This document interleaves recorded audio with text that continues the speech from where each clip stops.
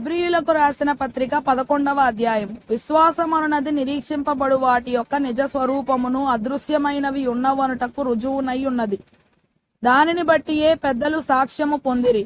ప్రపంచములు లేక యుగములు దేవుని వాక్యము వలన నిర్మాణమైనవనియు, అందును బట్టి దృశ్యమైనది కనబడేడు పదార్థములచే నిర్మింపబడలేదనియు విశ్వాసము చేత గ్రహించుకొనుచున్నాము.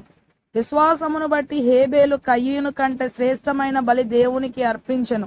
దేవుడతని అర్పణలను గూర్చి సాక్ష్యమిచ్చినప్పుడు అతడు ఆ విశ్వాసమును బట్టి నీతిమంతుడని సాక్ష్యము పొందెను. అతడు మృతి నొందియు ఆ విశ్వాసము ద్వారా మాటలాడుచున్నాడు. విశ్వాసమును బట్టి హనోకు మరణము చూడకుండునట్లు కొనిపోబడెను. అతడు కొనిపోబడక మునుపు దేవునికి ఇష్టుడై ఉండెనని సాక్ష్యము పొందెను. కాగా దేవుడతని కొనిపోయెను గనుక అతడు కనబడలేదు. విశ్వాసము లేకుండా దేవునికి ఇష్టుడై ఉండుట అసాధ్యము. దేవుని యొద్దకు వచ్చువాడు ఆయన ఉన్నాడనియు, తన్ను వెదకు వారికి ఫలము దయచేయువాడనియు నమ్మవలెను గదా. విశ్వాసమును బట్టి నోవహు అది వరకు చూడని సంగతులను గూర్చి దేవుని చేత హెచ్చరింపబడి భయభక్తులు గలవాడై తన ఇంటి వారి రక్షణ కొరకు ఒక ఓడను సిద్ధము చేసెను. అందువలన అతడు లోకము మీద నేరస్థాపన చేసి విశ్వాసమును బట్టి కలుగు నీతికి వారసుడాయెను. అబ్రాహాము పిలువబడినప్పుడు విశ్వాసమును బట్టి ఆ పిలుపునకు లోబడి తాను స్వాస్థ్యముగా పొందనయ్యున్న ప్రదేశమునకు బయలు వెళ్ళెను. మరియు ఎక్కడికి వెళ్ళవలెనో అది ఎరుగక బయలు వెళ్ళెను.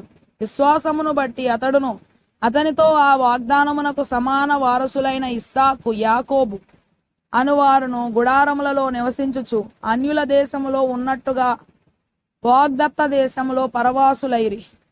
ఏలయనగా దేవుడు దేనికి శిల్పియు నిర్మాణకుడునై ఉన్నాడో పునాదులు గల ఆ పట్టణము కొరకు అబ్రాహాము ఎదురు చూచుచుండెను.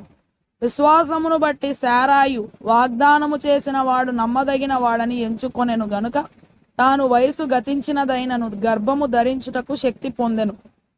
అందుచేత మృతతుల్యుడైన ఆ యొక్కని నుండి సంఖ్యకు ఆకాశ నక్షత్రముల వలెను సముద్ర తీరమందలి లెక్కింపశక్యము కాని ఇసుక వలెను సంతానము కలిగెను.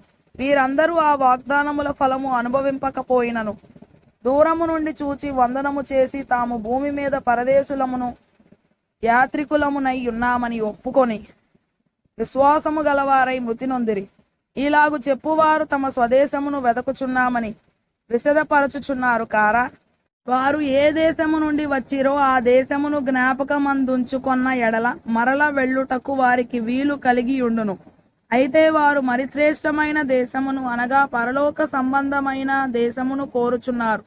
అందుచేత తాను వారి దేవుడనని అనిపించుకొనుటకు దేవుడు వారిని గూర్చి సిగ్గుపడడు. ఏలయనగా ఆయన వారి కొరకు ఒక పట్టణము సిద్ధపరచి ఉన్నాడు. అబ్రాహాము శోధింపబడి విశ్వాసమును బట్టి ఇస్సాకును బలిగా అర్పించెను. ఎవడు ఆ వాగ్దానములు సంతోషముతో అంగీకరించెనో ఇస్సాకు వలననైనది నీ సంతానమనబడును అని ఎవనితో చెప్పబడెనో ఆ అబ్రాహాము మృతులను సైతము లేపుటకు దేవుడు శక్తిమంతుడని ఎంచిన వాడై తన ఏక కుమారుని అర్పించి ఉపమాన రూపముగా అతనిని మృతులలో నుండి మరల పొందెను. విశ్వాసమును బట్టి ఇస్సాకు జరగబోవు సంగతుల విషయమై యాకోబును ఏశావును ఆశీర్వదించెను. విశ్వాసమును బట్టి యాకోబు అవసాన కాలమందు లేక మరణకాలమందు యోసేపు కుమారులలో ఒక్కొక్కని ఆశీర్వదించి తన చేతికర్ర మొదలు మీద ఆనుకొని దేవునికి నమస్కారము చేశాను. యోసేపు తనకు అవసాన కాలము సమీపించినప్పుడు విశ్వాసమును బట్టి ఇశ్రాయేలు కుమారుల నిర్గమనమును గూర్చి ప్రశంసించి తన శల్యములను గూర్చి వారికి ఆజ్ఞాపించెను. మోసే పుట్టినప్పుడు అతని తల్లిదండ్రులు ఆ శిశువు సుందరుడై ఉండుట చూచి విశ్వాసమును బట్టి రాజాజ్ఞకు భయపడక 3 మాసములు అతని దాచిపెట్టిరి.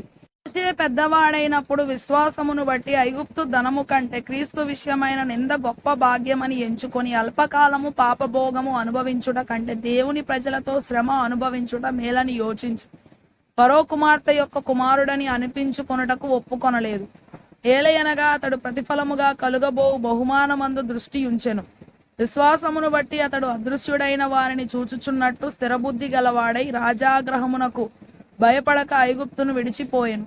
తొలిచూలు పిల్లలను నాశనము చేయువాడు ఇశ్రాయేలీయులను ముట్టకుండు నిమిత్తము అతడు విశ్వాసమును బట్టి పస్కాను రక్తప్రోక్షణ ఆచారమును ఆచరించెను.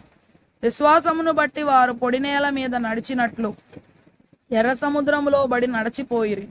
ఐగుప్తీయులు అలాగు చేయజూచి మునిగిపోయిరి. విశ్వాసమును బట్టి 7 దినముల వరకు ప్రదక్షిణము చేయబడిన తరువాత ఎరికో గోడలు కూలెను.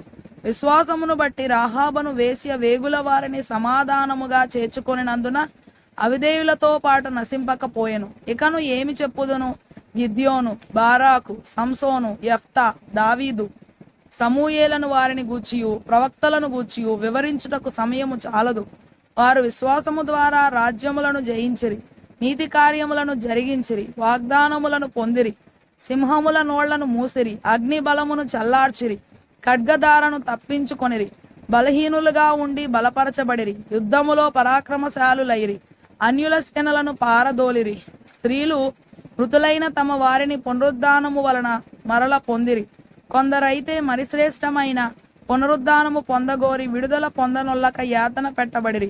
మరికొందరు తిరస్కారములను, కొరడా దెబ్బలను, మరి బంధకములను, ఖైదును అనుభవించి రాళ్లతో కొట్టబడిరి, రంపములతో కోయబడిరి, శోధింపబడిరి, ఖడ్గముతో చంపబడిరి. గొర్రె చర్మములను, మేక చర్మములను వేసుకొని దరిద్రులై ఉండి శ్రమపడి హింస పొందుచు అడవులలోను, కొండల మీదను, గుహలలోను, సొరంగములలోను తిరుగులాడుచు సంచరించిరి.